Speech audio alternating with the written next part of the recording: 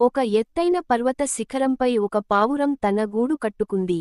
ఆ ప్రదేశం చాలా అందంగా ఉండేది, కాని అంతే ప్రమాదకరమైంది కూడా. కొన్ని రోజుల తర్వాత ఆ పావురం గుడ్లను పెట్టింది. ఆ గుడ్ల నుంచి 4 అందమైన పావురం పిల్లలు పుట్టారు. ఆ పిల్లలను ఆ పావురం ఎంతో ప్రేమతో, మమకారంతో పెంచడం ప్రారంభించింది. ఒక రోజు ఆ పావురం తన పిల్లలకోసం ఆహారం తీసుకురావడానికి బయటకు వెళ్ళింది. అప్పటికే పిల్లలు గూడులోనే తల్లిని ఎదురు చూస్తూ గడుపుతున్నారు. అదే సమయంలో వారి మధ్యలో ఒక చిన్న పావురం గూడు అంచున నిలబడగా, తడబడింది. అది తట్టుకోలేక కిందపడిపోయింది.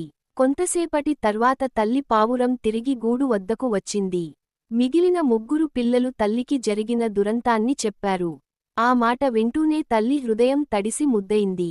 వెంటనే ఆ చిన్న పావురం వెతకడానికి చుట్టూ తిరుగుతోంది. కొండకింద అంతా వెతుకుతోంది.